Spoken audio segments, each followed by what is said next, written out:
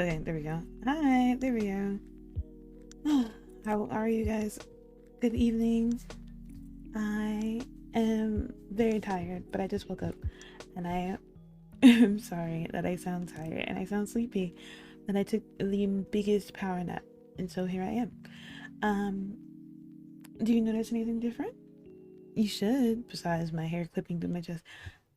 I added some upgrades to myself and I got a new dress. It's a bit warmer over here than it usually is, so I decided to wear something different. I think it's really pretty. I also, did up my face a bit and fixed my hair a bit so that it moves oh so swiftly. But I hope you enjoy it. It is Wednesday, which means I'm going to be playing Ace Attorney today and voicing it for you lovely people, as I always do. So yeah, I think we have a lot to get through today. So I'm already, 12 minutes late, which I do apologize about. So we're going to be playing that and testing out how my new self looks. And I hope you like it. Okay.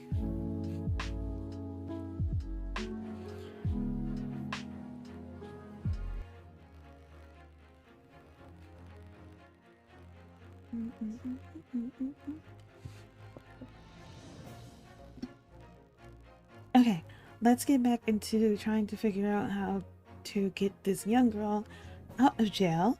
Also, hi YouTube, how are you? How do you like my new look? Ignore my hair clipping through my chest. I'm still working on that. But everything else should be fine, right? Yep. Yes, hair moves more freely. Everything's the same. Cool. I hope you like everything that I do. I'm slowly improving every day. Okay, let's go to load game. Last we left, we decided to defend Jeannie from this horrible prison system that we are going to be, well, the horrible conditions of London. We're also going to find out if we can, if we were right about Magnus McGilded, and see if he's actually dead, because I know for sure homeboy lied his way out of that proceedings in court. Here we are again at the scene of the crime. Alright, because we have to investigate over here what happened. Now to thrust these representation papers in Gregson's face and see what he makes of them. Hello again, Inspector. Do you have a minute, please? Hope so. What is it now? You should go home and get some rest. Here you are, Gregsy. Here's the representation papers. He's so mad. Your ladyship. Ah. Oh, hold on. Ow. I don't believe it. How the devil did you get that stubborn little ragged bash to sign that? Well, when you speak nicely to anyone, they'll do anything for you. I salute you. That is good work, that is. I can see you've been very busy here as well. How about some tea? She's so happy to always offer him tea. Like, oh man, you've been doing so well. Like, diligent. Have some tea. It's a special blend designed to relieve fatigue.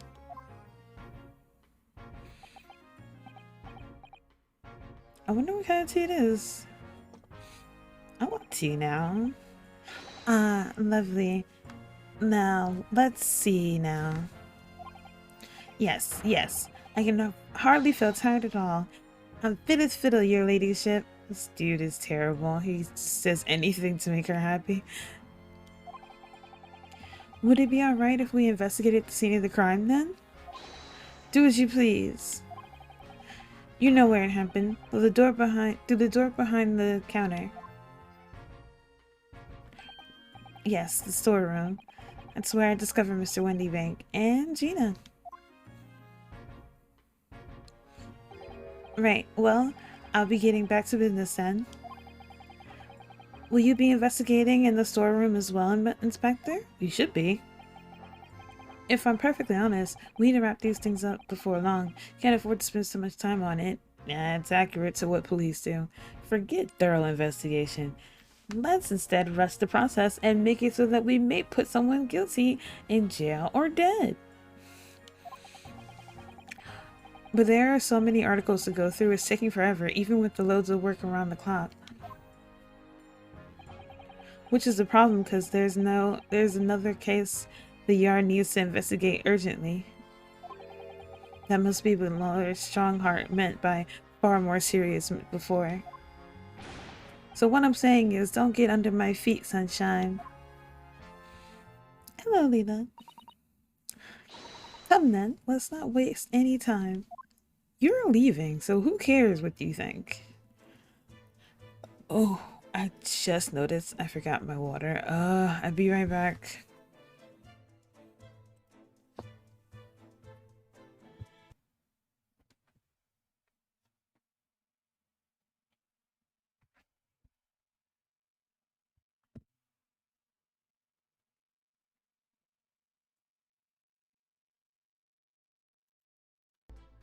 Okay, sorry about that. I never like to stream without something to quench the thirst because I talk a lot. Alrighty then, let's go find out what to investigate, shall we? Let's see. I think we should go in the bunker. Oh, okay.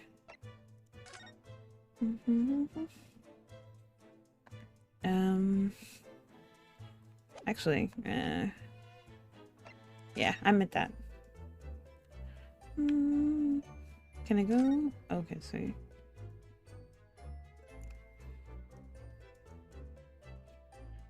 I'm trying to figure out what oh, I guess we investigate that part. That's a music box. Do you have them where you come from, Runa? No. Yes, but I've never seen one as large as this in Japan. Oh well, this will be a treat. Shall we listen?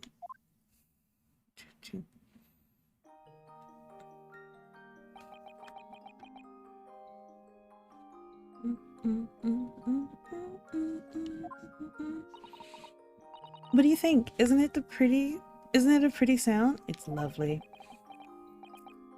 With a beautiful sound, yes, but it's a little hard to enjoy with all the policemen in the room are giving you a fierce look. Never mind that. If any of them say anything, I'll tell 𝕒𝕒𝕤𝕤 to have a word. This girl is just like, ah man, don't worry about anything like of legal precautions. I have the police all lot. Iris Wilson, Superintendent of Scotland Yard.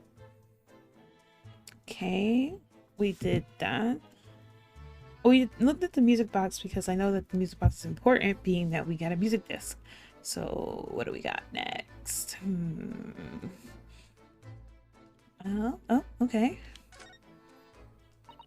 These shelves are where the pawnbroker puts articles that have been forfeited on display for customers to buy. I know this. Yes, it's really strange, it's a strange miscellany, isn't it? I mean, who would want to buy the horse statue, for example? Well, sometimes you can find some real treasures among all the junk, you know? Are you alright, Runa? Oh, it's just, well, it looks like a collection of useless junk as a whole, but when you pick out individual items,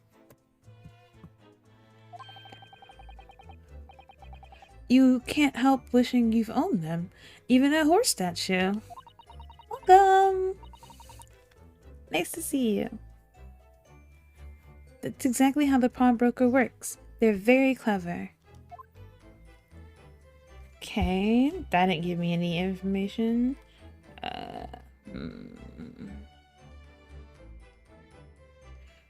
Oh, okay.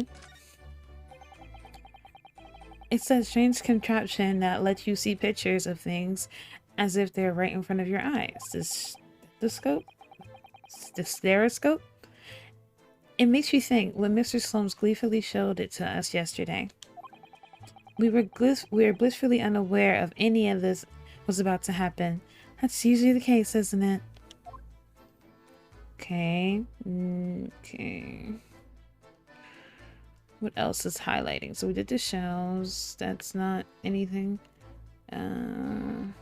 It's not glowing anymore. That's not glowing. These are not glowing. We did this one. Okay. Do we investigate this place? There's an article ledger here, and Mr. Wendy makes notes. And what's this? This looks as though someone has left a photograph print behind. Oh, look at the back. There's some writing. Is there? Ooh, show us, Susie, show us. Ooh, it's got a bloody fingerprint on it. 15th of February at 10:30. Article disposition. One gentleman overcoat. Loan amount paid, £1. Redemption article deadline, April 15th, 10:30 p.m. This is the jacket we just gave up. A gentleman's overcoat pawned for £1. Clearly it was a very fine coat. In fact, I think... Yes, this must be the ticket for the overcoat that Jenny redeemed yesterday. And is still wearing, which belonged to Mr. 𝕤𝕤𝕤𝕤. I would have never expected the redemption ticket to be handwritten on the back of a photograph, though. It seems Mr. 𝕤𝕤𝕤𝕤 just used whatever piece of paper he happened to have it to hand. But this photograph of a cat, it looks very familiar, doesn't it? I'm sure I've seen this exact same picture somewhere else recently. Oh, yes, you're right. Very recently. It's the same one Jenny gave us earlier. It is. I've noticed that immediately. Of course I've forgotten that she gave us that print. Of course it's weird, useless, and remembering things.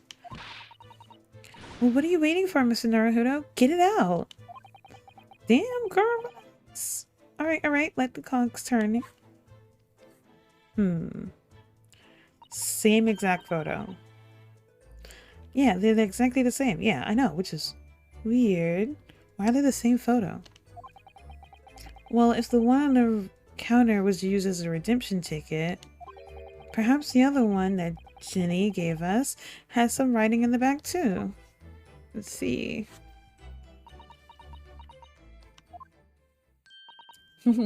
I've got it.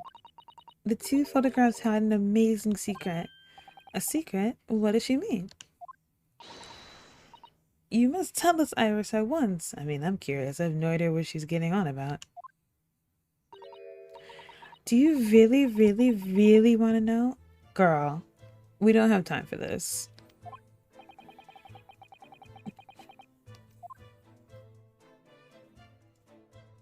Oh my god, not me having to talk to her. Oh, okay. Well, I'm gonna ask you in a second because I feel like that's gonna move us way too ahead because I want to keep going. So give me 1 second.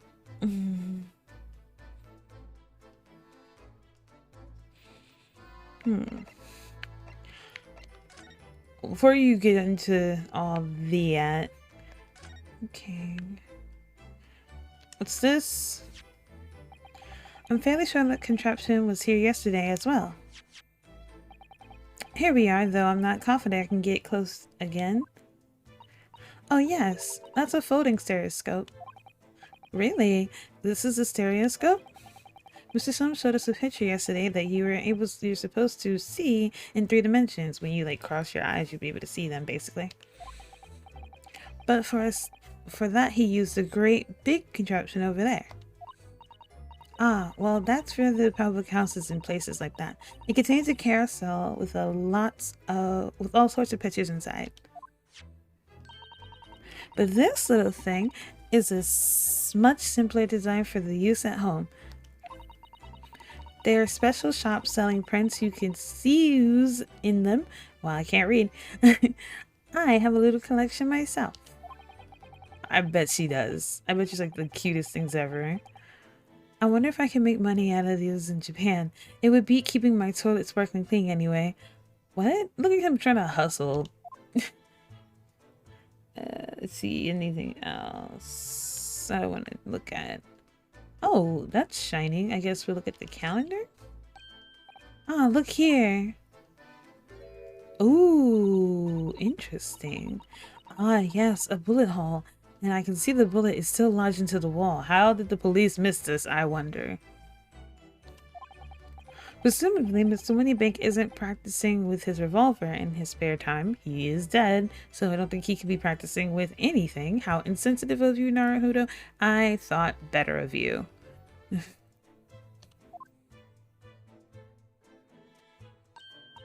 Well, Mr. Sloan likes to practice when in his drawing room whenever he can. He's very patriotic like that. Sorry?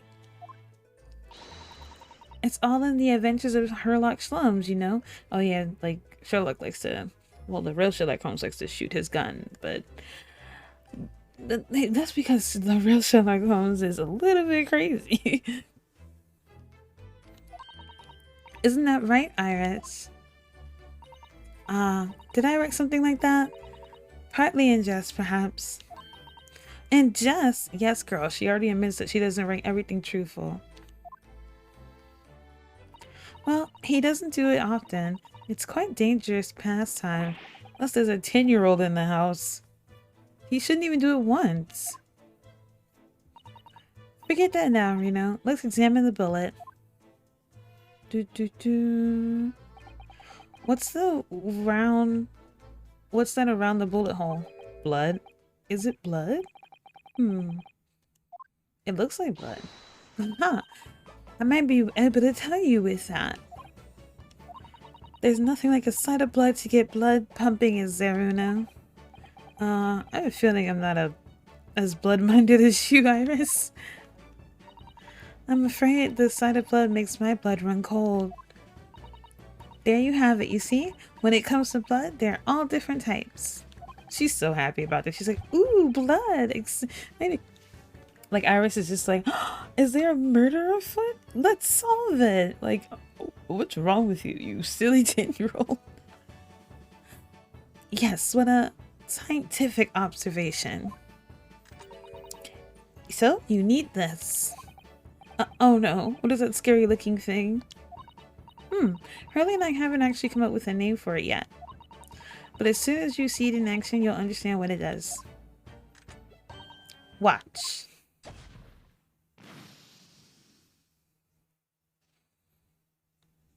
Ooh. The color of the blood stain has changed. There, does it make sense now? Not at all. Yes, I'm starting to understand. Good. It works on the principle that different people have different types of blood, you see? Is that how that works? Yes, how wonderful. The chemical fires combines with the blood makes it change color. So you can easily identify whose blood you're looking at in a flash. That's actually hella genius if you think about it, since from my understanding, Earthlings have several different blood types. A, B, O, and like there's like different versions of each one, positive and negative. Oh, what a fabulous invention, Iris. It really is. Isn't it? Isn't it? I bet Jenny would say it's a bleeding great. So whose blood are we looking at then? Well, all the chemical does is turn the blood to a different color, so just find someone whose blood turns the same color and you'll know who it belongs to in a flash. It's more like 2 flashes really, isn't it? 1 flash or 2. This could turn out to be a very valuable clue. Are we rhyming now? So we must make note of it on the court record. What are we gonna do? Cut somebody and be like, hey, can I test your blood sample? I think you're suspicious. Let's keep testing and adding the results of any blood analyst to our portfolio. As long as I have regment left, sure. She should, because this is how this game works. Okay.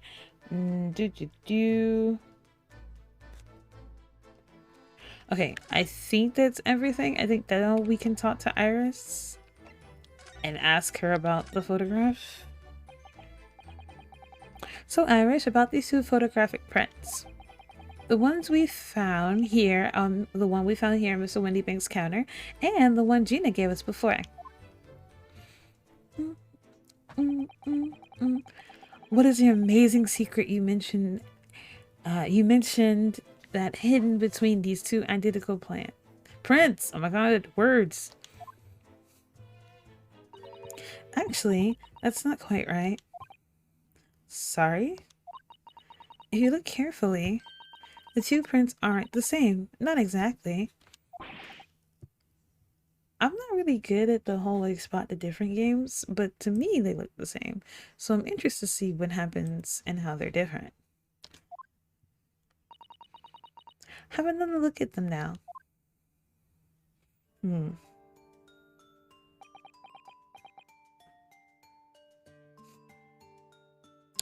Oh, the cat isn't looking exactly the same way. She's looking, okay, so in one photo, this is really rare, okay, so try to follow me, right? So the first photo, she's kind of looking, okay, so I'll use me as an example, right? So I'm looking straight forward, right? Dead straight. In one photo, she's doing this. And in the other photo, she's looking straight. So that means somebody slightly like was on this side of her. You can see that they're slightly different from each other.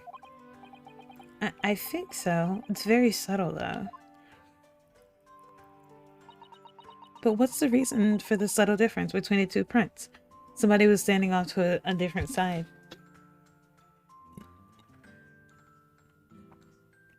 At least I hope that's the reason.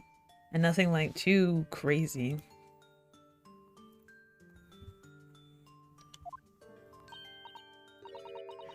Oh, well, it's because they're set, you see. No, I don't. Oh, but yes, why are you being so? This pair of photographs is meant to be used in a stereoscope. Everyone in London is raving about them at the moment. Oh, okay, I get it now. So you're supposed to put them in the machine so you can look at them and cross your eyes, which I can't do. And then they're supposed to look at like one unified picture. A stereoscope. What I feel as though I heard of that before recently. I mean, we just looked at them, hon. We are just looking at them. Okay. Oh yes, that's what Mr. Sloan showed us yesterday.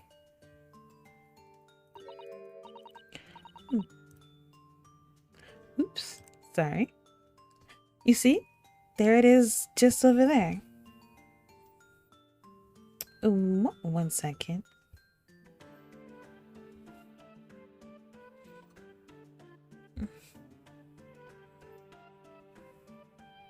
Okay. Ah, yes, of course. That magical machine that makes pictures look almost real enough to touch. That's an exaggeration. Well, actually, it's quite possible to see the same depth in this picture even without one of the contraptions. What am I supposed to do? Just squeeze my eyes together and hope for the best? What? Really?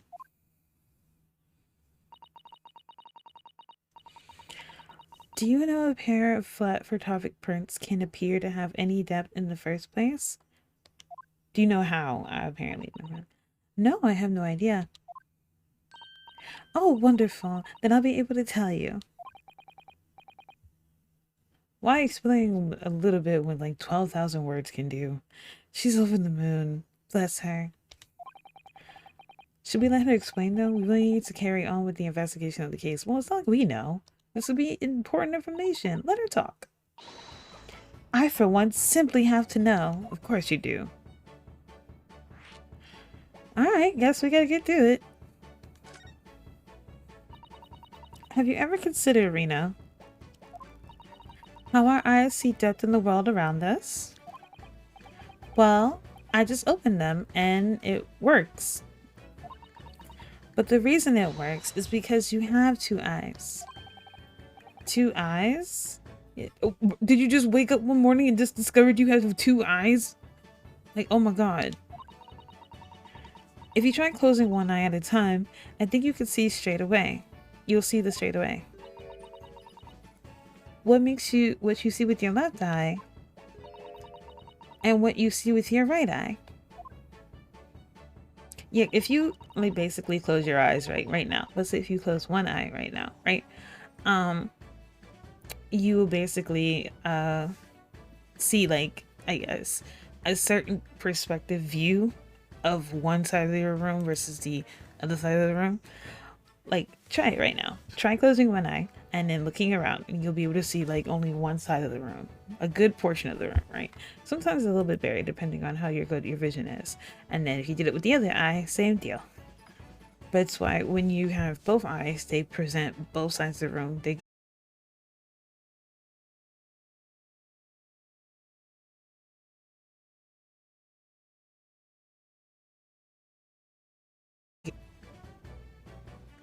You are also, well, are ever so slightly different. You'll get a different view with each eye. Yes, the proposition of objects just seems to shift slightly. Yeah, so it seems like certain things look like they've moved, but they haven't moved at all. Exactly. And in your head, your brain uses that shift to estimate depth as it merges the two views into one. That's why you can see things. We're explaining how eyes work here. If you didn't know how your eyes work, that's how it works. You go two different parts of your vision being blended together as one, and you go, okay, so that's where something is. That's why when you go, oh, okay, so this is, you close your eyes and then one side of the room seems like you can't see it, but it's still technically there.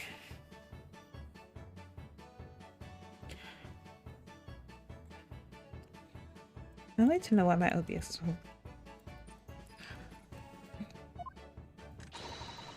That's how we get a sense of depth in everything we see. Huh, my brain really is amazing, isn't it? It does so much without telling me. It does a lot more than you think it does. Ah, I think I see. So the pair of photographs consist of the left eye view and the right eye view. But why does it do that is more important. Ah, well done, Susie. You're so quick. So, if we can persuade your brain to merge the two pictures together in your head, you'd be able to see depth in these prints. Correct. Yes, Reno, you're beginning to understand. And the stethoscope's function is to act as your brain and allow you to do just that. Basically. Yes, but as long as you have two images, the two eyes, well, as long as you have two images and two eyes and one brain, why can't you have more than one brain? You can actually do it yourself without needing a stethoscope at all. So basically you have to look at them and focus like you have to keep them focused at a certain point, and then you'll be able to see them. You can? Really? I'm not doing the expression. Hold on. You can? Really? This is news to me.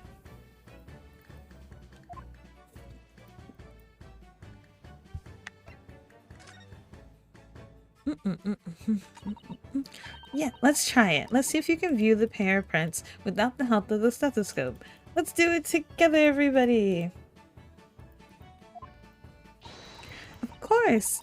I'm dying to have a go. You were just so used to doing anything that's not having children, isn't it?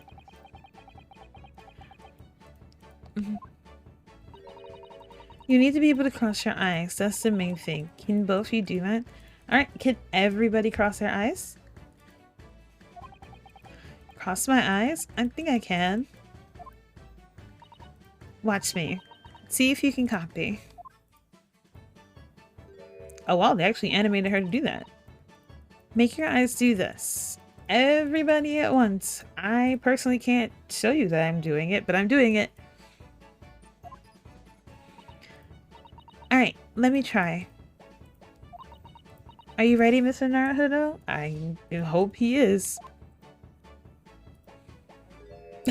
It's so cute to watch him do this. There, how's that? It's like I broke the game and now I have these two as here. Wonderful. Now it's your turn, Runa. The trick is to concentrate at looking at the bridge of your nose with both eyes at the same time. How are you guys holding it? That's what I want to know. Not as easy as it has when the two are staring at you cross-eyed and holding it marvelously. Alright then, that's enough practice. Now let's try looking at the prints.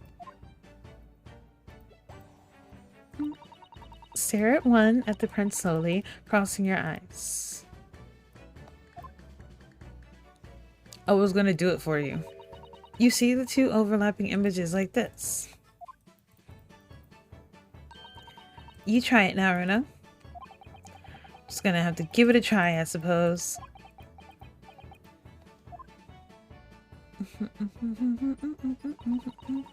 Did the print split into two images for you? Now, the next step is to put the pair of prints side by side like this, and then try crossing your eyes again. Okay, everybody together, let's try.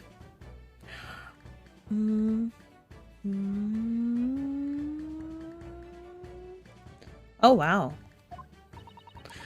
The prints should slowly merge together until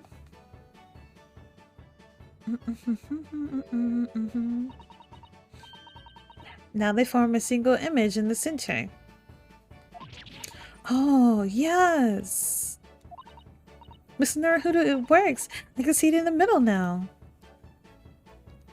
I hope you all can see it in the middle. It looks so real. I could look at it all day. Just imagine people walking around the street just this cross-eyed going, oh my god, look at this stuff. And they just bump into things because they it's outside. All of London is just like, ooh.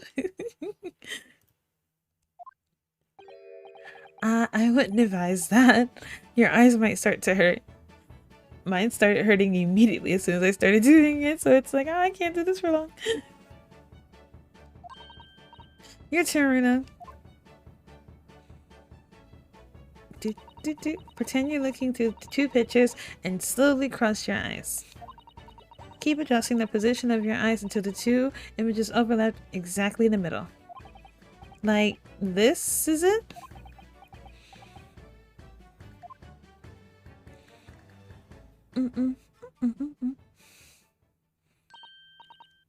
There, you managed it. So now you'll know how stereoscopic images work.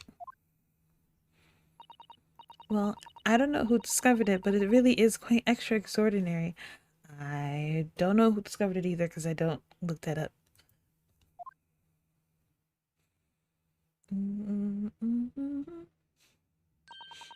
So, what do you think of stereoscopic prints then, Runo?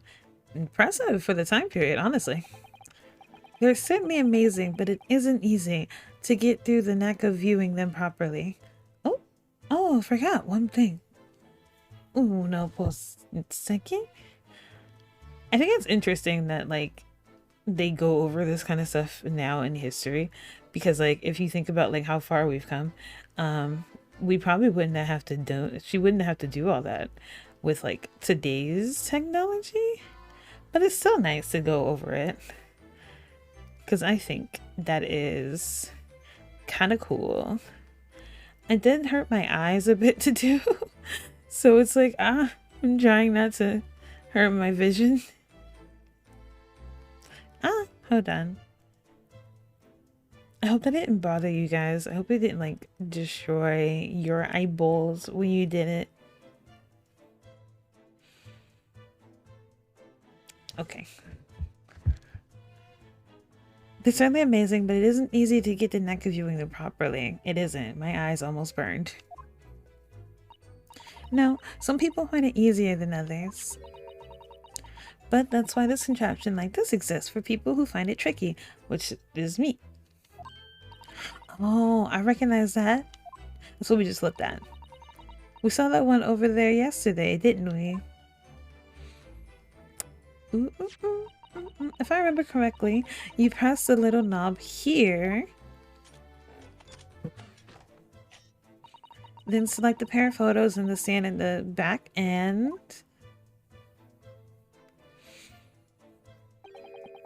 It's still amazing, even though I know roughly how to use how it works.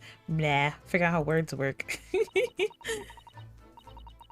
Well, London seems to agree with you. Stethoscopes are very popular at the moment.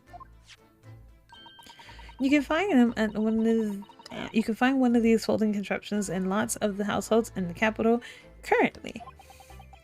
But if the little machines are so affordable, surely there's no need to go around staring cross-eyed at our picture you hate them. He's just like, well, this is the case, and why would we have anything else? Why would we be doing the eye thing we just did? There's much more satisfying to be able to see the effect with your own eyes. Well, I think so in the case. It's like you shouldn't rely on... She's like, I don't like relying on machinery if I can do it myself.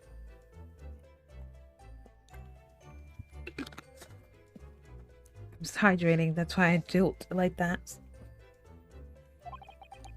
Stereoscopic Photos. I've never heard of them until yesterday. We certainly learned a lot about them, but I wonder if it's knowledge that'll ever actually need. I mean, trust me, if there's anything coming to these kind of cases, every little thing that we just learned is valuable. We'll be using this like our whole case.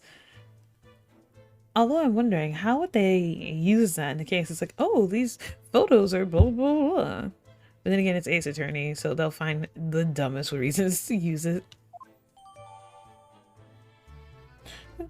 Bum, bum, bum, bum, bum, bum. Which reminds me, the back of the photograph was used to write out the pawnbroker's ticket that Gina brought in here yesterday. And the other photograph came from the pocket of Mr. 𝕒𝕒𝕐𝕕's overcoat. We need to examine everything thoroughly. Don't forget. Oh, I can't, because I'm pretty sure I'm gonna need that.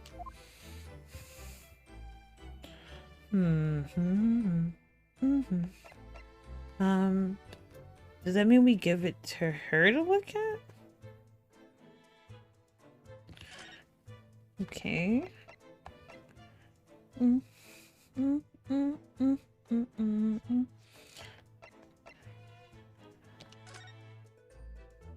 Okay, let's look at the back. Okay, there's that one. Let's see what the first one. Ooh! Look at the back of this print here. There's something written on it. 13th of February, 9 p.m. Article deposited 1 small box. Loan amount 10 shillings. Redemption deadline 13th of April, 9 p.m.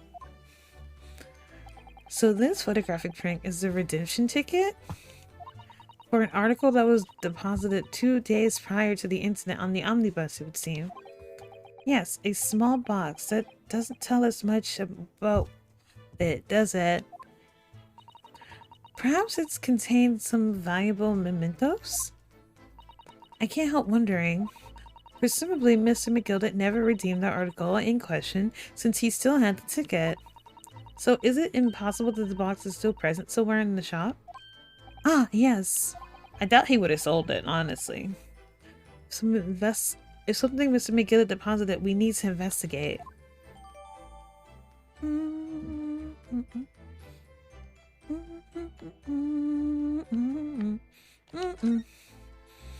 Okay, so we did that. Let's try... I wonder if we learned anything new with this one. Oops. This is the ticket that Gina brought in here yesterday. Yes, having been entrusted to her by Mr. 𝕒𝕒𝕐𝕕 2 months earlier. Article deposited 1 gentleman's overcoat, and the other redemption ticket was the pocket of that coat. Yes, for a small box deposited 2 days before the 𝕤𝕒𝕤𝕤 incident. Could that have anything to do with it? That's interesting. Why was there a box deposited in this overcoat? Huh.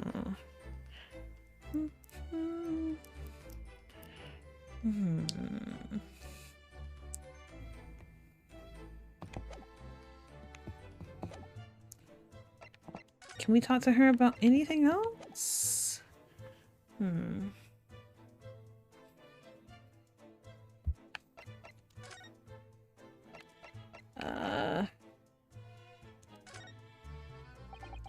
you mind if I showed this to you, Iris? It's just a boring old thing, really, but... Oh, I don't really like boring things. Looks like Japanese modesty is easily misinterpreted by young Western children. I mean, who does like boring things? No one wants to be shown something boring. Come to think of it, you really always introduce things with, this is boring, but it's a bad habit. You should stop that. I'll be sure to let the entire population of the Empire of Japan know of my return. I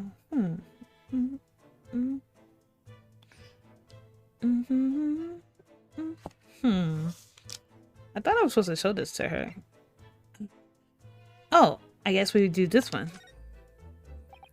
Would you mind if I showed you this, Iris? Was it the same thing?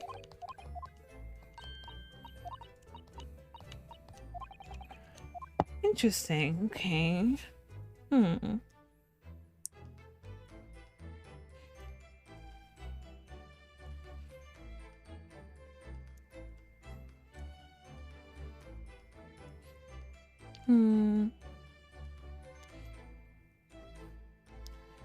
Okay. I guess we didn't investigate it completely, so let's examine it. I don't know what this is. Can we talk about this bloodstain? Mr. Naruhodo, I don't know if you noticed. It's like, hey, 𝕒𝕒𝕤𝕤, I don't know if you noticed, but there seems to be a rather giant bloodstain on here. Oh, I noticed. The red smear, you mean? The red smear, you mean? Sorry, I read that wrong. Really weird. Yes, it looks like blood, doesn't it? I wonder if Seisoda-san had picked it up on that. Well, in that case, yes, we need Iris. We should show this to her before we forget. Oh, okay, so I did do it right. I just didn't look at the blood stain, which I should have done, which would have been, like, smart to do. Oh, Iris. Could you make use of this?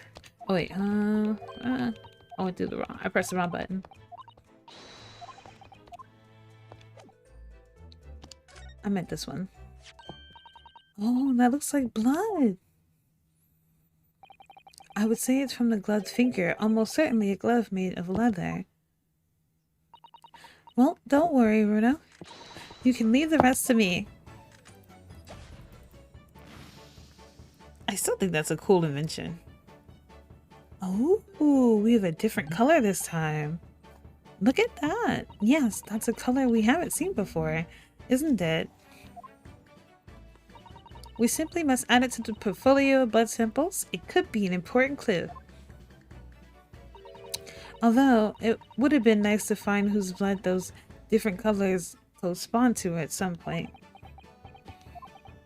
Well, it's this particular stain of blood. Oh, you have an idea, haven't you? Do you know whose blood this is? I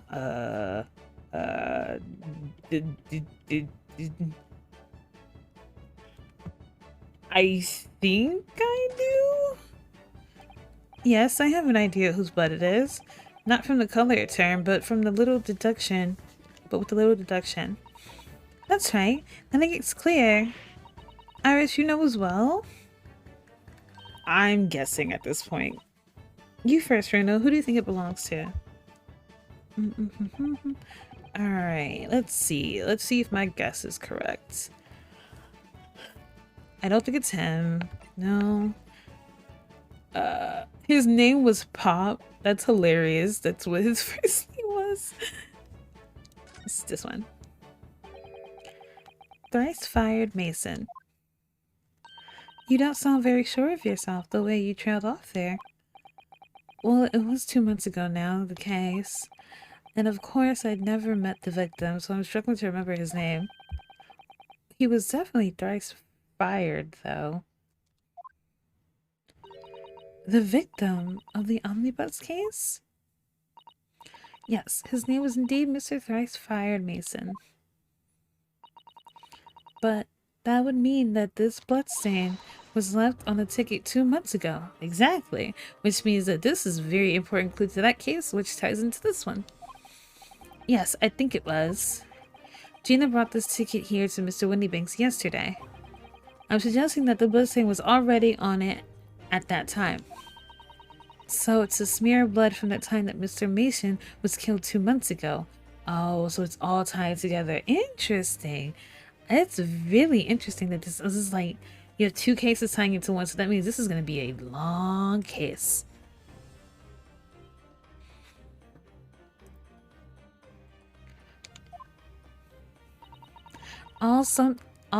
Something else is coming back to me now. Mr. McGilda was wearing leather gloves that night. Ooh, ooh.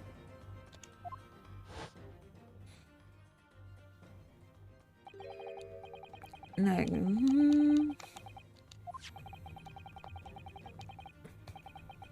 Oh, look, oh my god, look at the print. Look at that, look at that. Look at the blood print on his glove. I did not even pay attention to that. I mean, I did, but there was nothing like used to like back that up. Oh, look how that fits together. Look how that fits together. Oh, that's so dope.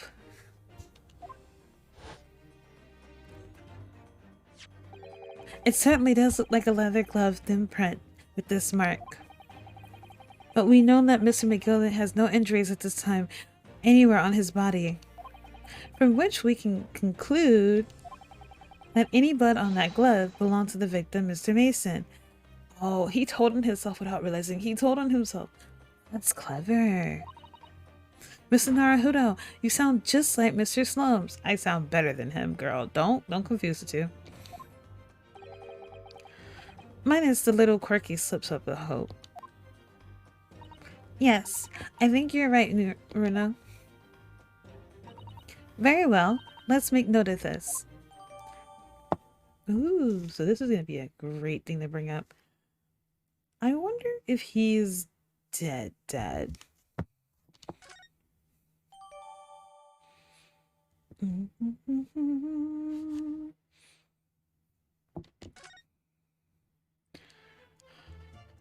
Okay, let's see if we can examine anything else.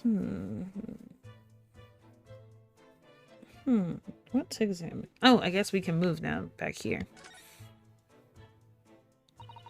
Behind that door is the storage room, right? That's what Gregsy said.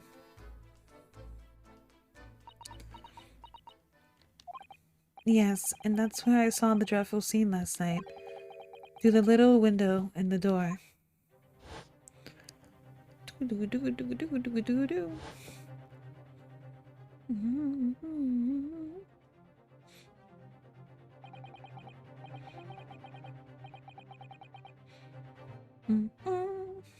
Miss Windybank, face down on the floor with Gina beside him.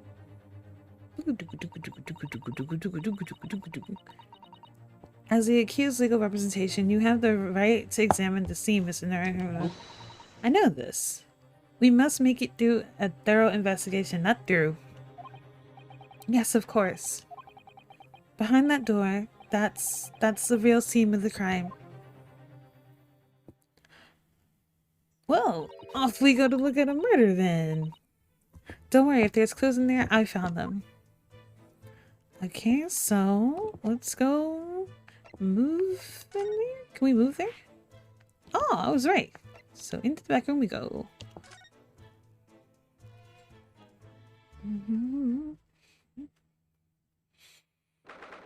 Ooh, it's not as junky as I thought it would be in here. He was very thorough and organized.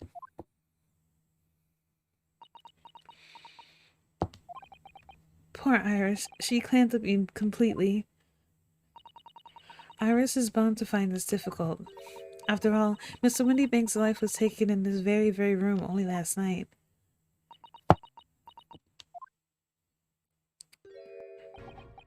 Hello, Gregsy. Ah.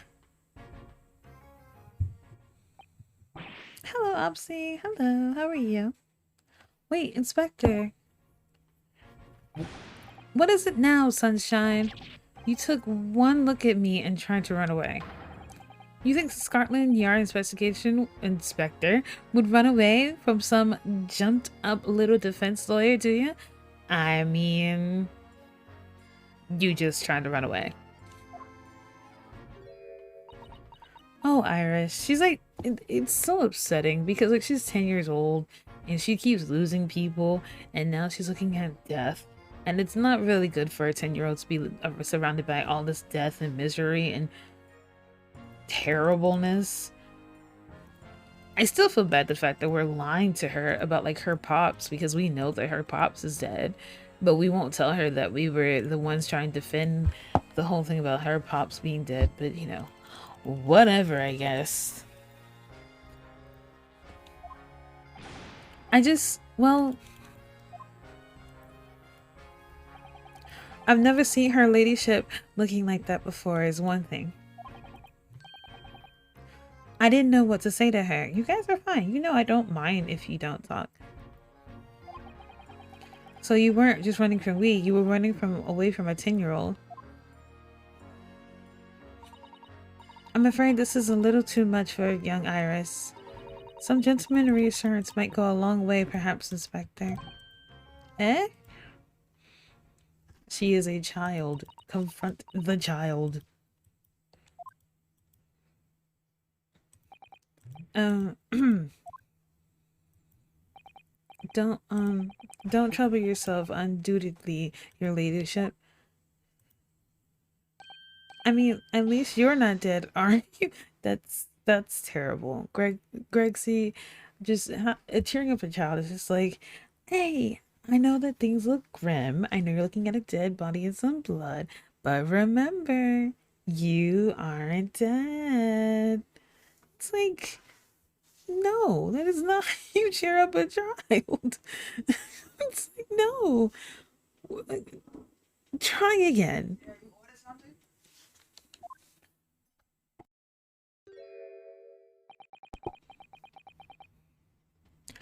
I don't think that went very well.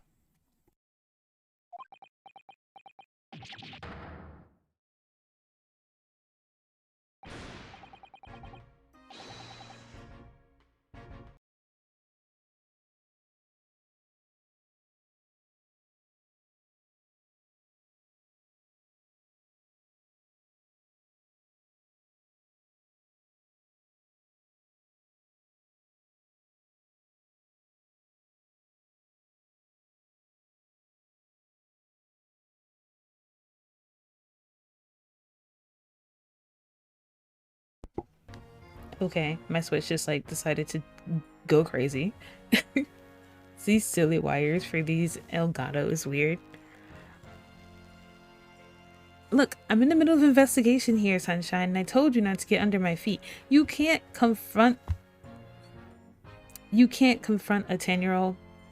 Is it that hard of a job as a boss? You can't confront a 10-year-old? Okay.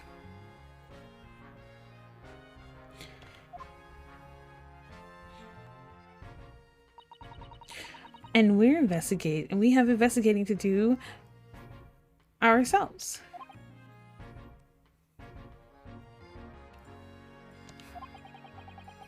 Don't do that. I'd like to hear more of what the socially inept inspector has to say. Oh, Hurley. And inquire into how Mr. Slum's operation is going. She's looking at blood and death and is worried about the only father figure she has, and the only thing you can redeem her with is congrats, as long as you aren't dead. Like, who can tell you're not a father or been around kids much? Anyway, let's see if we can talk to you since you were here.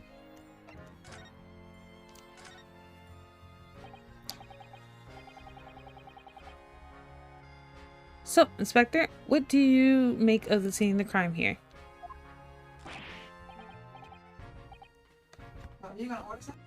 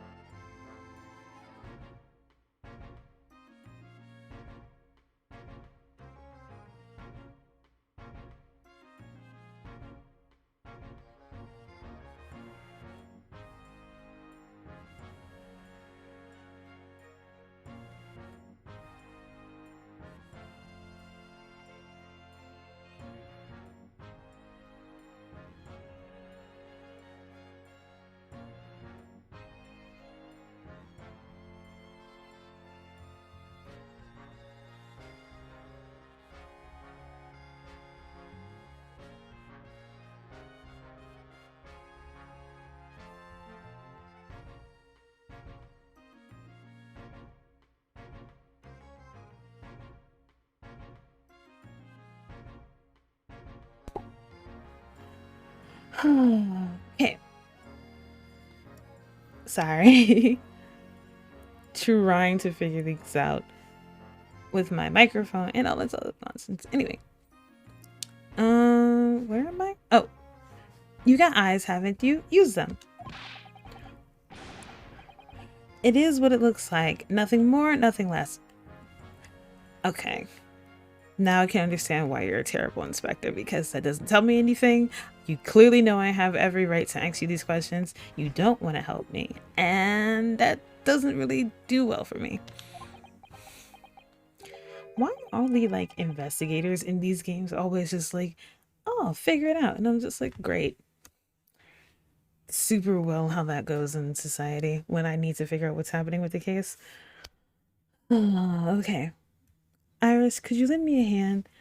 I know you're having like your emotional trauma and whatnot, and you're probably crying because you're a 10-year-old surrounded by nothing but death, murder, and destruction. Because everybody you've ever cared about is either injured, dead, dying, or somehow in a bad situation of being locked up. But I need your help trying to get this case moving along. So chop chop, use your childish wilds. How did she bounce back so quickly? I'll never understand. So, Gregsy, what did you make of the crime scene here? Oh, yes, your ladyship. To allow me to humbly explain. Bruh. She's a 10-year-old. Okay. Last night at shortly after the hours of 1 o'clock in the morning, Scotland Yard's police attend the scene. The one and only door to the storeroom was found locked from the inside. I don't know why you bounced when you said that. The lock appears to be broken now, though. Was that the police officer's doing? It was. Quite right, ma'am.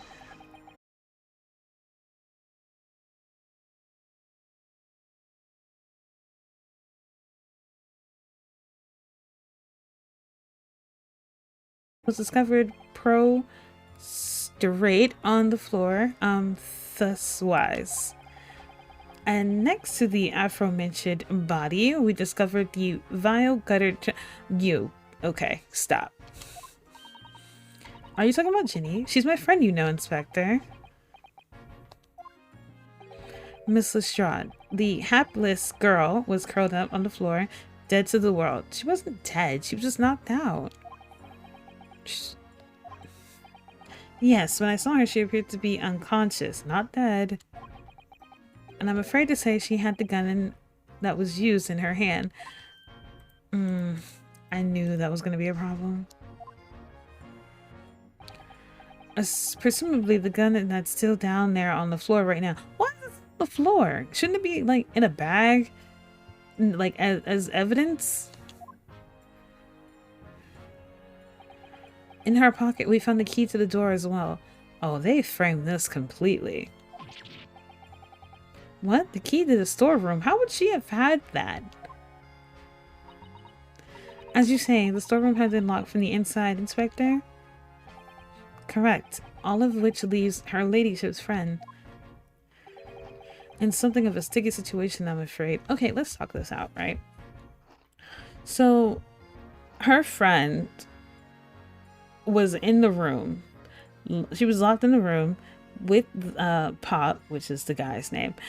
And they were in the room together and they were trying to, I don't know why they were in the room. They were just in the room, right? Anyway. So they were in the room together and she somehow has the gun that was used, which she never has a gun on her. She never uses a gun to rob anybody. She's never killed in her life that they have said so in the game. But she just randomly has that on her. And she randomly locked themselves in the room, which she's somehow got the key to. The more and more I think about this, the more it's like, obviously, she couldn't have done it because there's no way.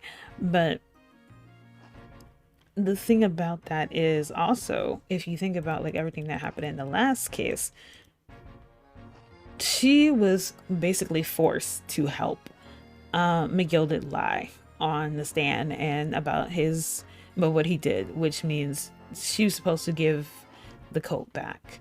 Or at least she's supposed to extend the time for the coat for whatever reason. And I guess he was like, oh, because he died. I said this before. We're like, oh, because he died, he probably doesn't need the coat. I don't know why she wanted the coat, but she was like, hey, you know, I'm gonna go take the coat and have it. But I guess because it's cold or whatever, I don't know why she wanted that coat. I'm not understanding why she decided to take the coat out and keep said coat. Anyway, so she got the coat out of the pawnbrokers, and I guess they discovered that's what she did. Instead of doing exactly what 𝕤𝕤𝕤 had told her to do. So now they're trying to frame her for murder, which makes no sense because it's like, okay, so a 15-year-old child didn't get the coat out. She thought you were dead. So why would you like frame her for murder just because you wanted a coat? It's not like she told anybody what happened or what you did or how you lied and how she lied for you. She only started telling us this information because of the situation that's been going on. So it's like, why are you framing this child for murder all because like she didn't put away, like she didn't extend the, what do you call that loan on your coat, you cruel man? That's my theory. I'm not saying that's what happened. I'm not saying if that's the case, like if I figured it out and if you know the answers to this game already and you've played it and you're like, oh, she's spot on, how does she know? That's just my guess. I'm just putting the clues together. It's not like this is a hard case to figure out. I could be wrong, and if I am wrong, that'd be cool to see where this game takes it, but I really don't think it's anything other than he's mad that she didn't do it correctly and decided to frame her for murder, which is like, that's so messed up, dude.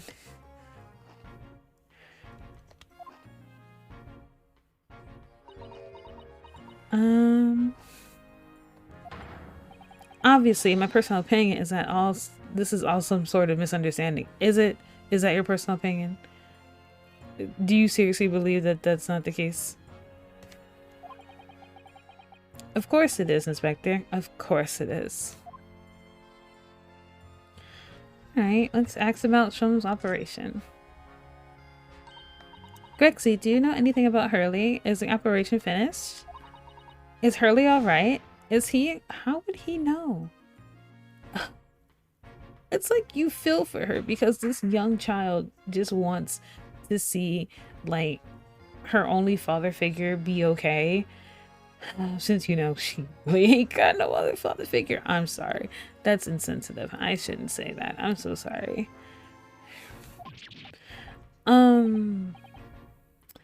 Well, the thing is, right? Don't mince your words, Inspector, please. Oh my god, these women. You don't mean to say that Mr. Slums is... He can't be dead. He's in various of the games in this series. He's not dead. Well, I mean, Mai was dead. So, yeah, you know what? I take it back. That could very much be the case. No. The operation's done and dusted.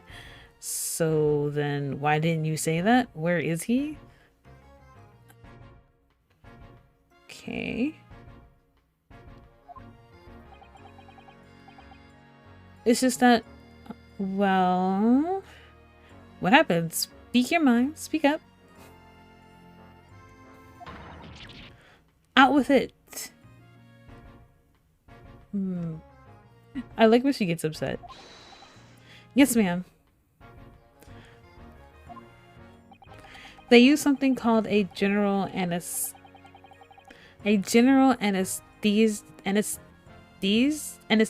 Oh my god, can't read. It's the latest thing. Renders the whole body insensitive.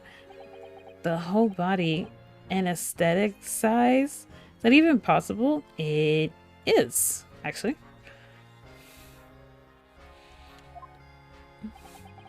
Immediate operation can be completed with the patient is fast asleep. I hope I said that right. I hope I said that right. Because I feel like I did say that right.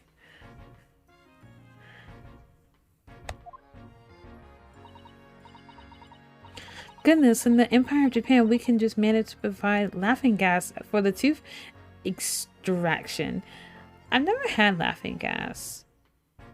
I hear that it can be kind of more, it's more relaxing, but I can't imagine laughing when you're like getting a tooth pulled can be all that helpful, because what if like you laugh too much and they can't operate on you? Has that ever happened? The trouble is, the latest thing isn't always the greatest thing, if you know my meaning. Oh, do I.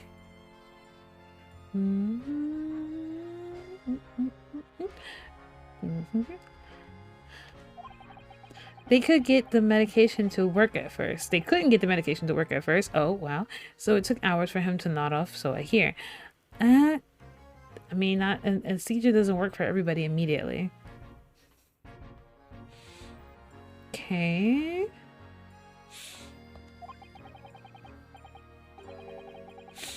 And now that the ops finish, they can't get him to wake up apparently.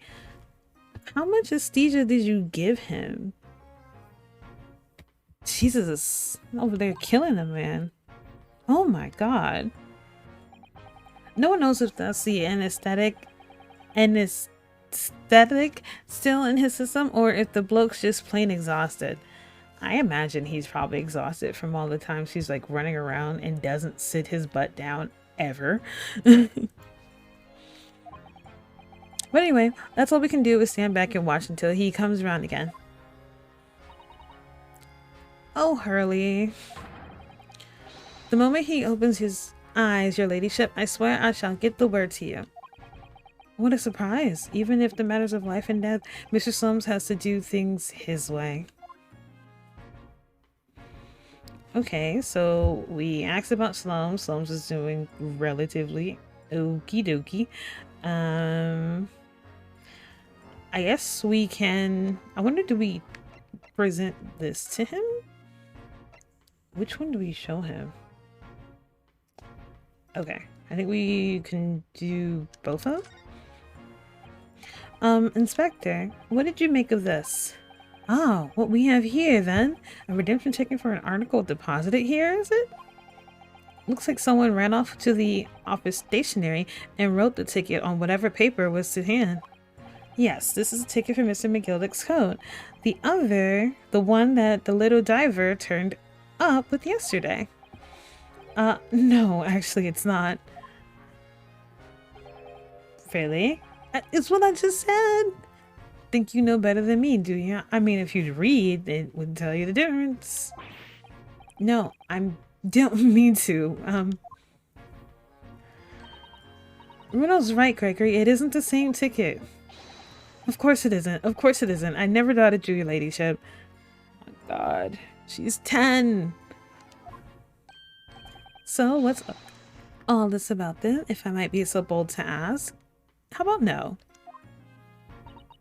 This is a second ticket. A second one? It's what she said. You seem it seems that Mr. 𝕒𝕒𝕐𝕐 in fact had another article in storage here at Mr. 𝕤𝕠𝕔𝕚𝕒's. So, is that right? I think we need to discuss the further detail with the inspector, Mr. 𝕤𝕠𝕔𝕚𝕒. Oh good, because he's easy to talk to.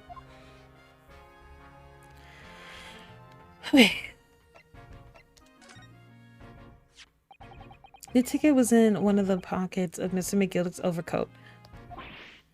You mean to tell me? Yes, there's more than just one the music box disc, it seems.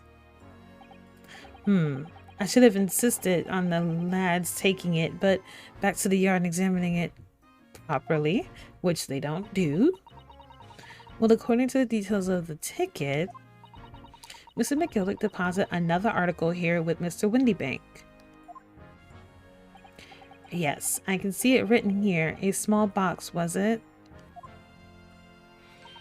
Do you have any idea where it is, Gregsy? Any idea at all? And another article belonged to Mr. 𝕒𝕒𝕐𝕐 that could be a very important clue. Well, yes, I suppose it could be... Just tell me what a dang thing is. Please stop looking at me with those big turquoise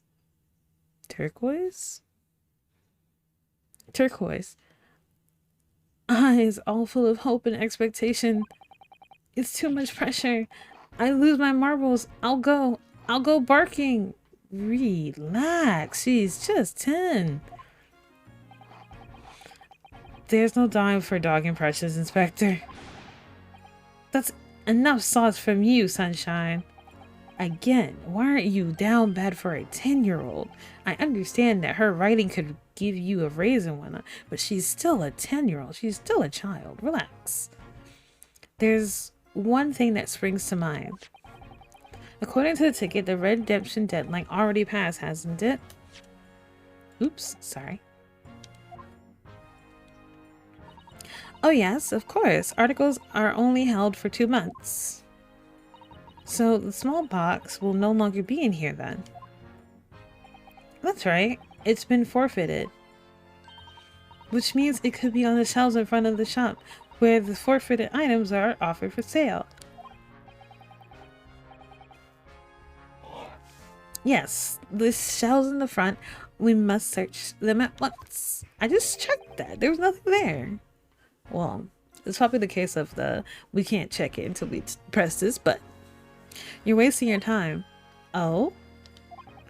There are a dozen little boxes there. Hundreds even. We can't possibly know which one might have been Mr. 𝕒𝕒𝕐𝕐𝕐.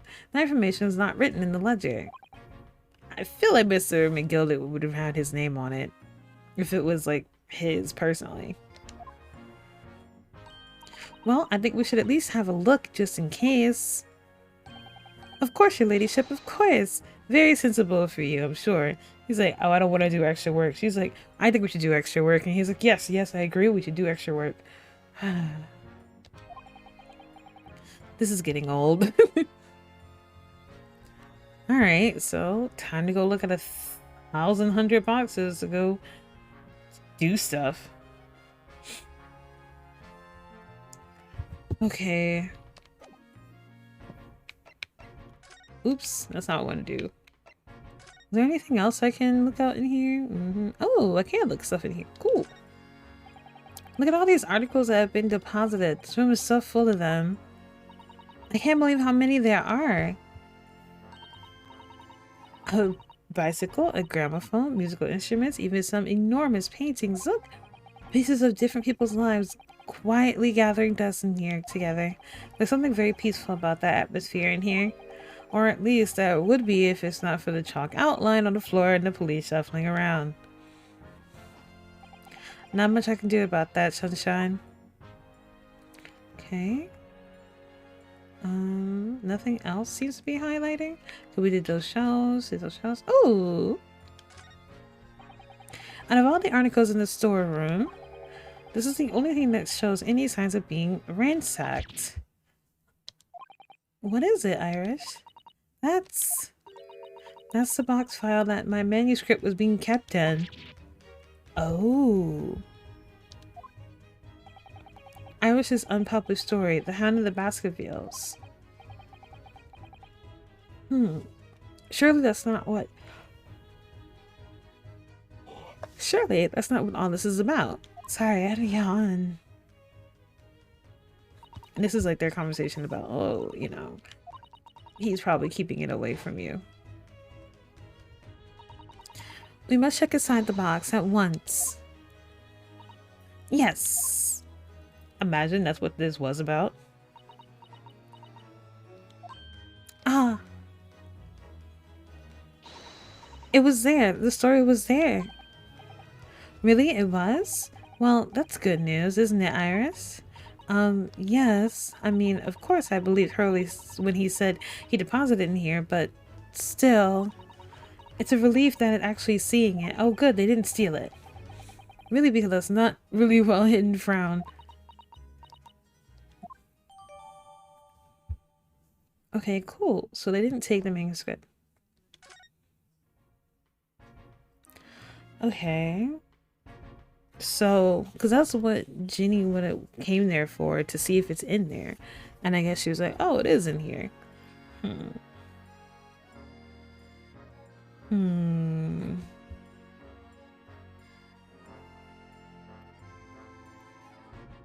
Oh, we have a blood sample, so let's get that. The police have marked the position of the body with a chalk line. Also, hello. Poor Mr. Windybank. He was such a nice old man. Was he old? He didn't seem that old. Well, he was shot just once through the heart. Shot to the heart, and you're to blame. You give love a bad name. Most likely the fellow died instantly. He wouldn't have felt the thing. Oh, it's somewhat comforting. Don't know if it's comforting to a 10-year-old, but it is comforting. This must be his blood then. Oh. I don't like to ask at such a wretched time, Irish, but I wonder if perhaps... Don't worry, Susie. I'm ready for action.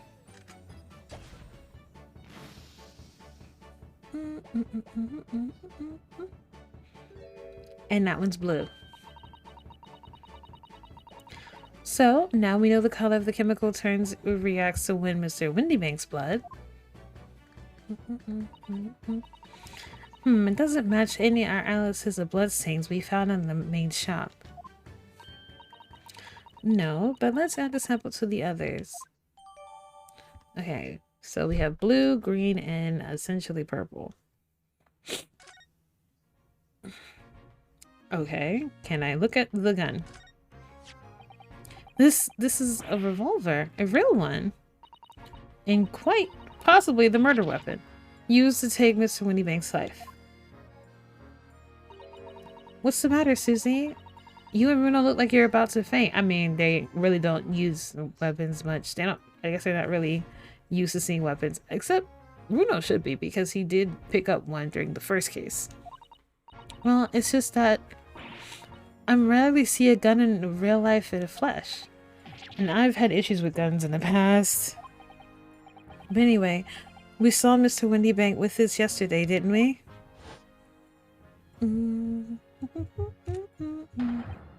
Oh yeah, that's his gun.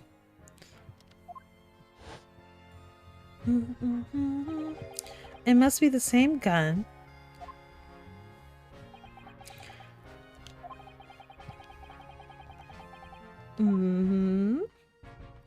Oh, and she was holding the gun. She looks so cute. She's so cute. This innocent little 15-year-old. Mr. Mr. Winniebank told us that he only ever had a single bullet loaded in a revolver should he ever needed to take his life. Well, it's empty now. There's one and only bullet he had been fired. So we can fairly be certain that a single shot was fired from this revolver. What if it was the one that hit the calendar and this wasn't the one that killed him? That's not how he died.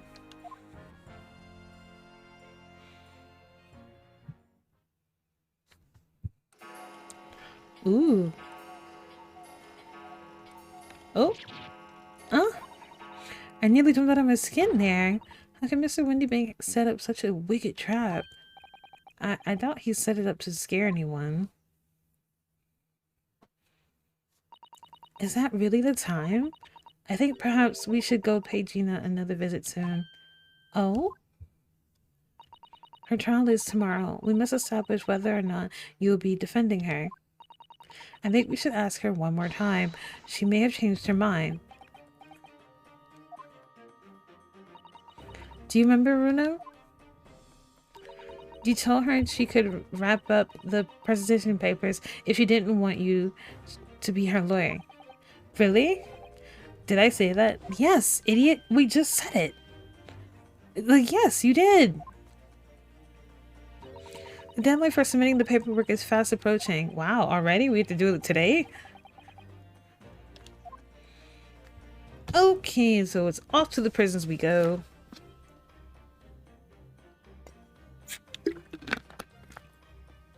Love how my character freaks out. I love how my avatar freaks out when I just want to drink something. Back to the prison we go.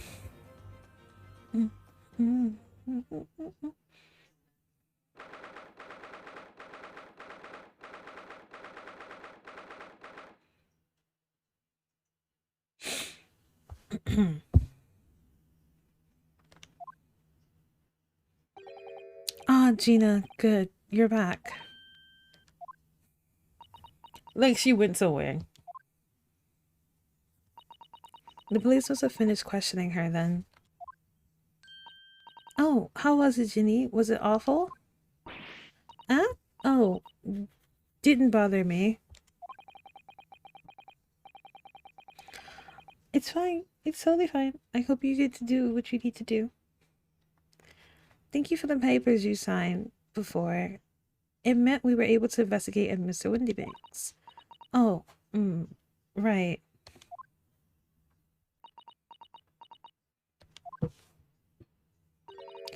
Don't you want us to know how we got going? Don't you want to know how we got on? We've been ever so busy.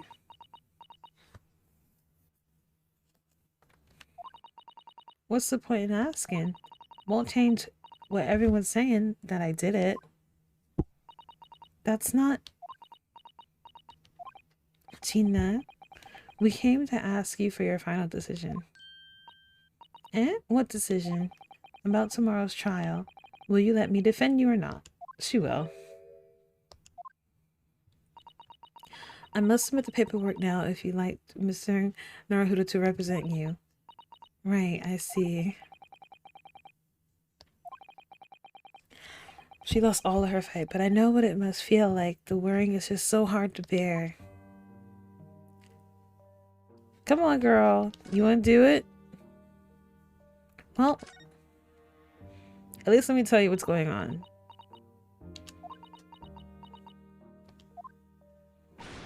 Oh, alright then. Blimey, give it a rest with your eyes, Iris. So come on then, fill us in. Who did it? Unfortunately, we don't know that yet. You don't say. We don't know yet, Gina. But Mr. 𝕤𝕤𝕤 and all of us, we know that you are innocent of this crime.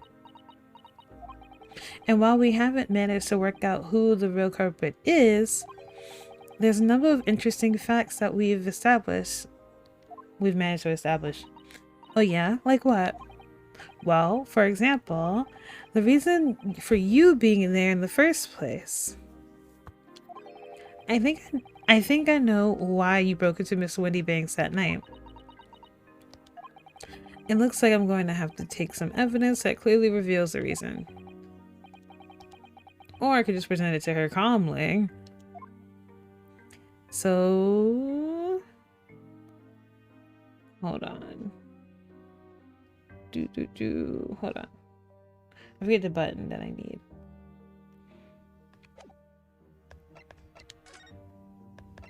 This is why you were in there. We found this in Mr. Windybank's storeroom. The manuscript of Iris's latest story. Oh, right. Well, that's good then. Curiously, the storeroom at Mr. Windybank showed no sign of being ransacked for items of value or the like. With one exception, the box was filled that housed the manuscript.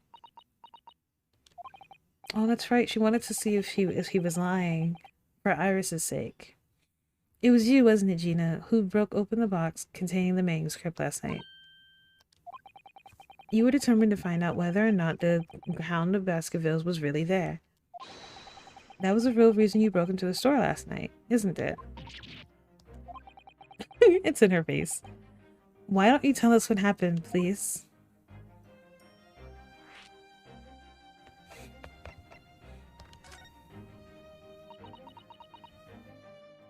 I'm curious to know, like, what did it?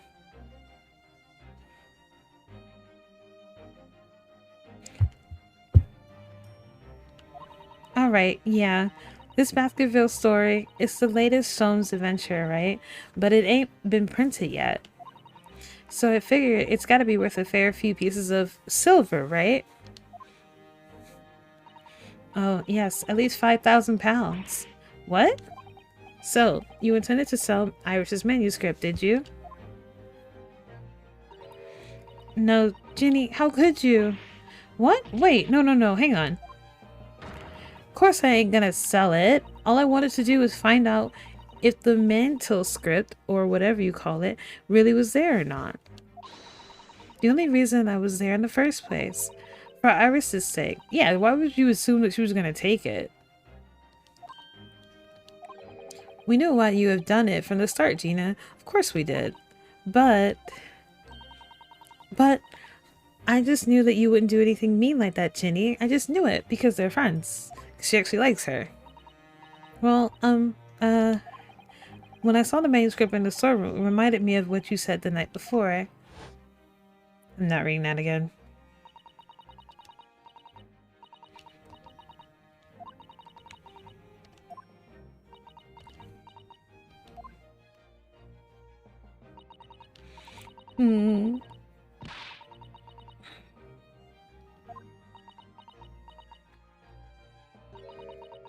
She's like worried. She's like, oh, is it here or not? That's why I'm like quiet, because that's what they went over.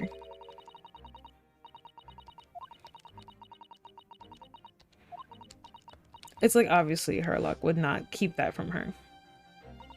Oh, Ginny, that was so sweet of you. She's like, whatever. I don't know compassion. It's not like I like you or anything, Baka. Alright. I'll tell you what I did. Just stop looking at me like that, Iris.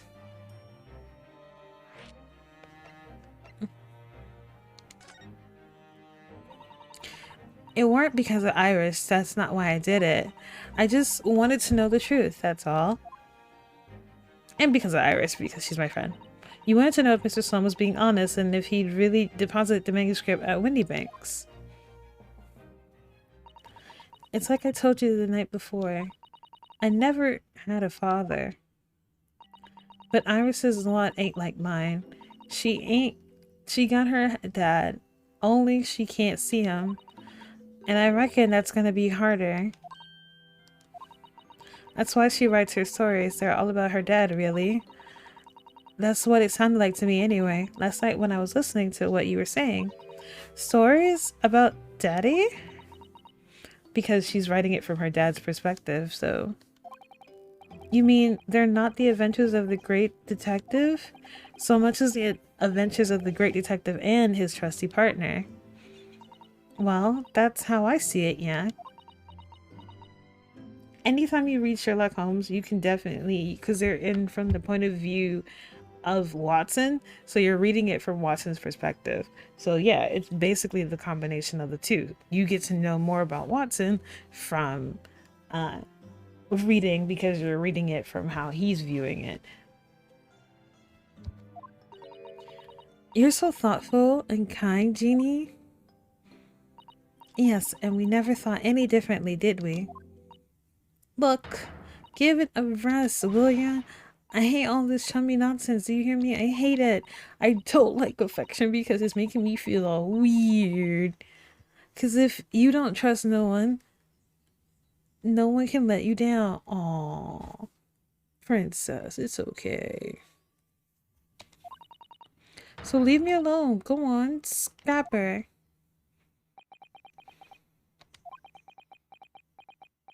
Stop with the dots. I hadn't noticed until now, but it was unmistakable. Right there on the bottom of the sleeves of the undercoat are some very suspicious red stains. Ooh! What? Why are you looking at me like that? I think it might be worth presenting some of the other findings to Gina now. See if we can get past this one. We already have the representation paper and the other documents we need. All we need to do is hand them to the court clerk. That is, if he'll allow us to represent you in the court tomorrow. Nah, don't bother. Jeannie, rip them up and check them, would ya? The representation papers or whatever they're called. The cell ain't fancy enough to have a bin. So, what we'll do in court tomorrow. I'll be fine on my own. I don't think you will be. Look, it don't matter. What's gonna happen is gonna happen. This is one stubborn pickpocket. Okay, so we have to present her with another document. So let's also present to her. I think because we're talking about blood, so we do.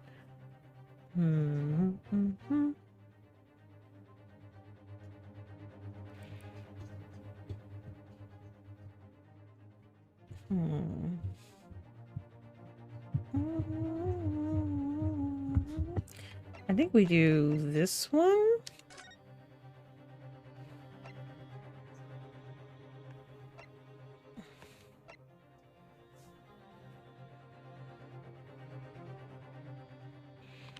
Okay, so I'd have to present this one, I think.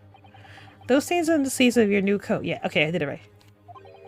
They're blood, aren't they? Not that I know whose blood yet. What? Blood, Mr. Naruhodo. You don't appear to have any obvious wounds yourself, though. So it could be that the blood splattered from Mr. Windybanks when he was shot last night. Let's not beat around the bush here. My trusted friend of mine will get results faster. We'll always find out who it is. I'm excited. Take it easy, Irish. You'll be fine. Don't move, Jenny. I'm going to shoot. Imagine being told not to move when the gun's being shot at you. Whose is it? Whose is it? Ooh, it's purple blood all over her coat. Oh. Oh my. What the? Forget the sleeves. The whole coat is covered in blood. Interesting. And we just looked at the whose blood that might be, and this is 𝕘𝕒𝕤's blood. Of course. The blood, the black color of the fabric was masking the stains. That's why we haven't seen them until just now. And the blood has reacted with the chemical to turn a purple color, which matches one of the samples we already collected perfectly. Yes, now let's see. Who had the purple blood? Ah, yes, it was the brickmaker, Mr. Mason, the victim of the murder case 2 months ago. I knew it. What are you all about? The victim? What do you mean? I mean you're wearing the coat of a dead man. It's a rather uncomfortable situation, Mr. Naruhodo, but I think this makes things quite clear. It means that the Aldrich's case is finally solved. The truth about who really murdered the brickmaker, Mr. Mason, is revealed. Oi, would someone explain to me what's going on? Stop telling the half story. The guy who conned you, who pushed you to put that coat away, was the one who did kill him. And supposedly is dead. But I don't believe he's dead for 1 second.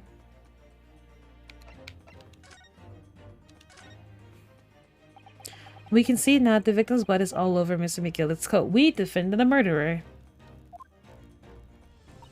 But in this trial 2 months ago, the defendant said that this was his testimony. This is his testimony. Now I ask yourself, what good-hearted soul wouldn't rush to help a fella bleeding from his stomach?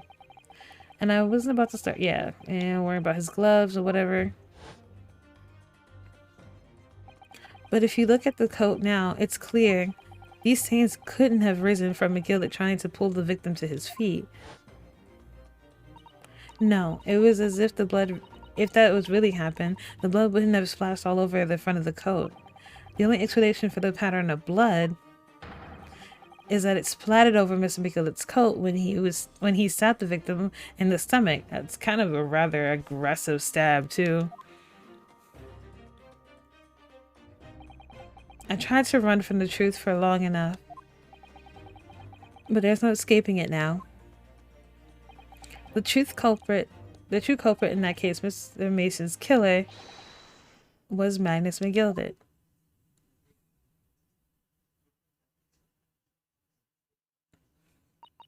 Mr. Naruhodo, that horrible case is solved at last, and I helped that man walk free from that trial.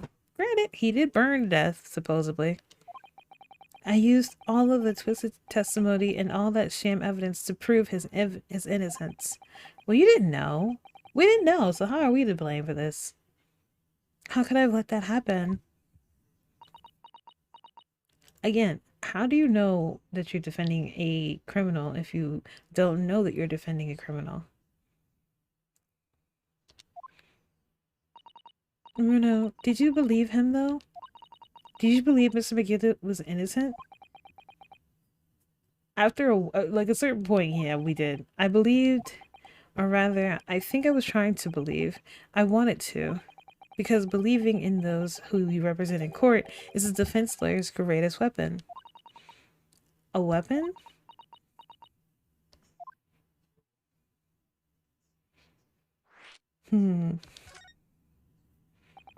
Before we came to Great Britain, a great friend of mine taught me a valuable lesson, whom I missed because I thought we were going to see him again.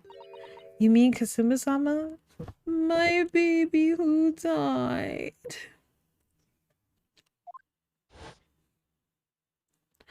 Oh, it's my baby. I miss you, honey. Look at his face. He's so handsome. And I can't because he's dead over a stupid accident of a cat. Oh, look at how his headband waves in the wind. Look how precious he is. His face, his jawline. He's truly a masterpiece of beauty. Oh, I'm not reading that again. I just wanted to stare at you. I'm so sorry that you're dead. Oh, I miss him. Okay, I'm sorry. I'll get myself together.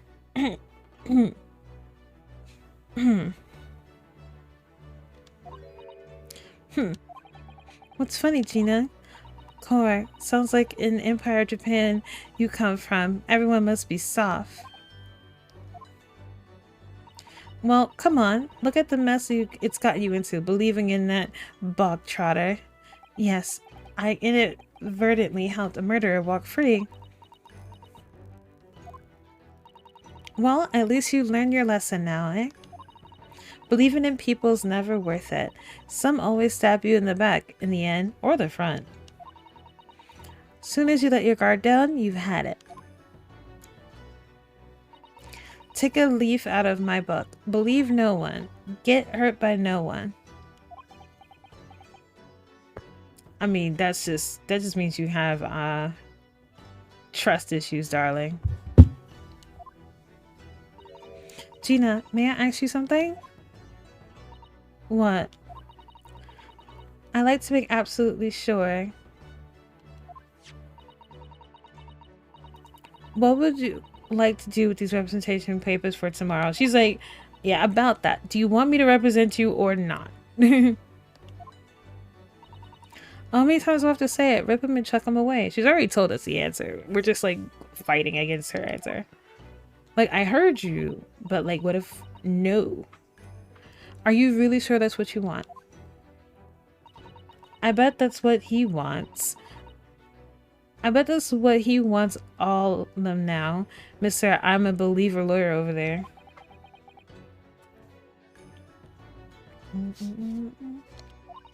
Don't forget it was me in the trial 2 months ago. I led everyone up the garden path, didn't I? And you're telling me you can believe in me after all that? Not likely. I mean, you're being threatened. Well, Mr. 𝕤𝕤𝕤𝕤? I mean, she's being threatened. I don't really believe that she had much of a choice but to lie. She's only 15 and she doesn't really have that much responsibility as much as she thinks she does. And she clearly is still a child based on like how much innocence she is there. But of course, she doesn't believe that because she's, you know, grown and independent in her. But of course I trust her. Gina, let me say it again. Please allow me to represent you in tomorrow's trial. Are you half-baked? Slightly. Not at all. You've not once admitted to committing the crime, have you? What's more, I believe that you're telling me the truth.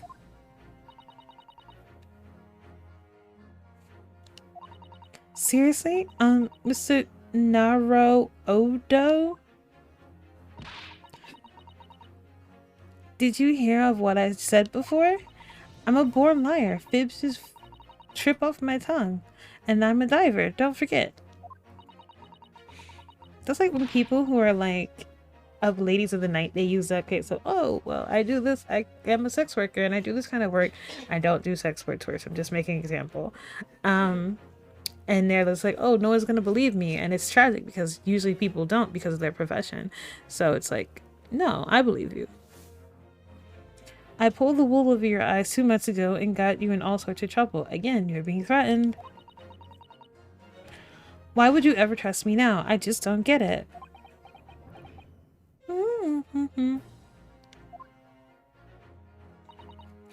Gina. I don't understand why you chose not to put your trust in others. But I assure you, there is more to this life than you yet realize. What do you mean? The world we live in is full of people you would like. It's full of people you would do.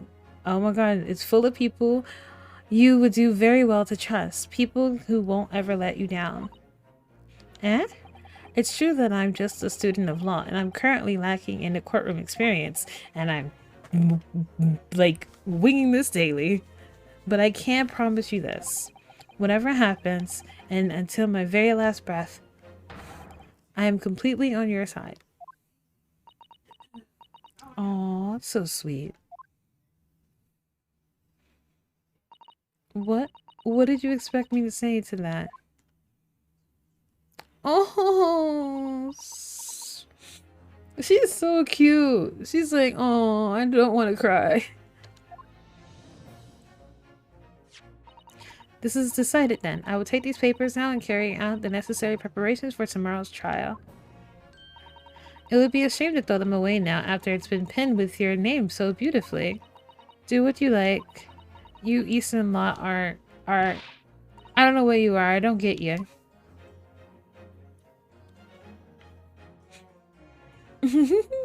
She's so cute. Dina's taking herself off to the back of the cell. She's never admitted, but I hope she's feeling relieved. That turned out alright in the end, I think. Oh my god, all these dots.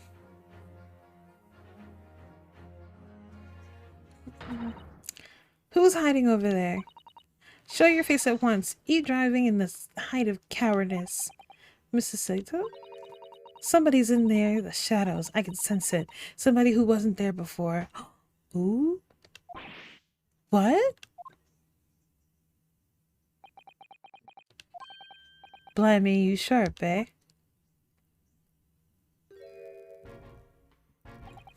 I suppose you're using one of those mystic Japanese arts? Like the artist's death I've heard so much about? That's racist, don't say that. She's just good at perceiving people. If anyone was being stealthy, it was you, Inspector. Gregsy!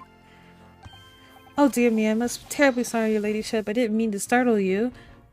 Forget the rest of us, apparently. How long have you been listening into our conversation? Good grief, listening in? No. I just got word that there are some visitors who were refusing to leave even though it was after hours. I assure you, ladyship, I've only just arrived. This is a very minute, not a moment earlier. That's all it is. Nothing untoward, nothing at all. After hours? Is it that late already? So then, I'll humbly excuse myself now, your ladyship. Ta-da, toodaloo, cheerio, all the best, bye-bye, and bye. That's a lot of farewells, and not one of them appropriate for her ladyship. Oh, but I wanted to have a chat. I'm terribly sorry, but the time is pressing at the moment. The minute? Oh my god. But I see. That's a shame. If I don't get this urgent emergency at the Supreme Court dealt with sharply, Lord Strongheart will, well... Emergency? Lord Strongheart? Nothing, forget it, I didn't say anything. Anyway, I'm off. Alright, Gregsy, if you have to, but let's chat soon. Delighted, Charm, can't wait. If you please, my pleasure.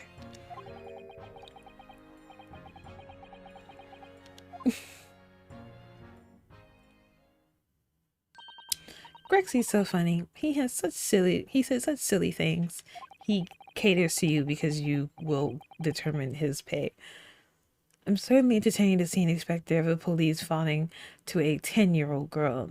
Entertaining? That's not the word I would use. But anyway, I wonder what the emergency is at the Supreme Court. I must attend to the court clerk's office now before it closes. Yes, of course. Thank you, Mrs. Ado.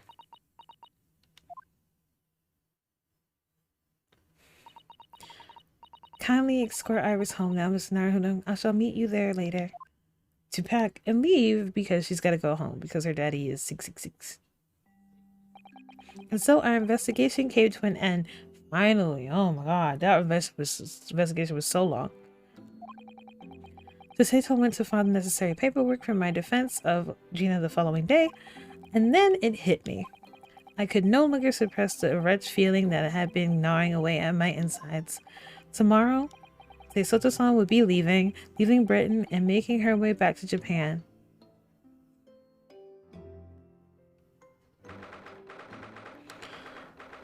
I assume that this is where we're going to have a conversation with our lovely counsel, but unfortunately, oops, that's not what I wanted to do. I am going to save it here because it is actually my time. So we go to records, go to save.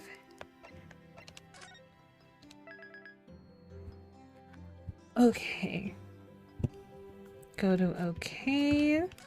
And then we're gonna go we're gonna go back. Okay, but for now, I think that we've covered a good portion of the investigation, which that should have been the end of it, besides this conversation we're about to have with our lovely assistant who is leaving us, which is heartbreaking. But you know, she has to take care of her father, so we have to be responsible adults here. But I did have fun, and I think after we're done having this conversation with her, we'll be finally doing our final case, which I hear is very, very long, just as long as the investigation was, but at least we'll be ending, which is also really exciting. So I can't wait to see how we piece together this last one. I'm happy that we got to finalize the last case, because, well, the case from 2 months ago, because boy was that like ridiculous. I felt really sad that we couldn't really figure out what was going on. So I'm excited to see how that goes. So for everybody on my YouTube channel, I will catch you in the next video next week. So I will do my best to edit this one and get it out as fast as possible. But I will catch you guys later on YouTube. Bye.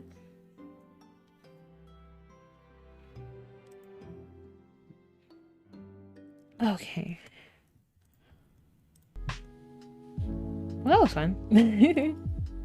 We had a lot of investigation done, and I think that's really cute how we got everything done.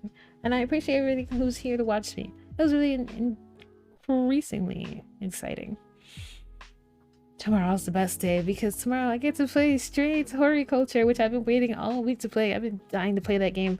I don't want to touch it, and I wanted to stream it for you guys, and it's so exciting for me.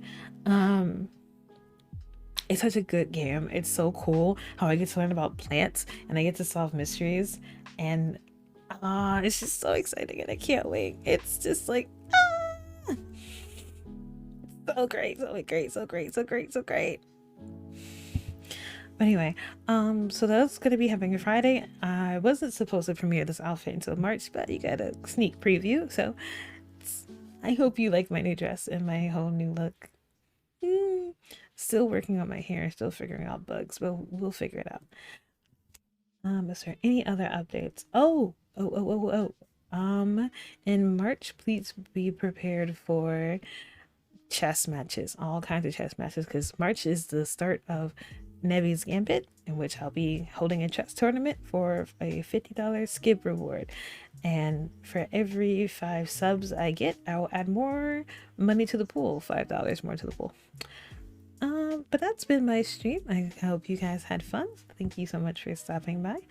Let's see if there's anybody streaming that I can send you off to that I like. I haven't rated anybody, but that's because most of the people I play with aren't really open. Oh, I know. Let's send you off to my friend. We can send you guys to Parker. Alright, I'll see you guys later. I hope you guys have a great night. Bye bye.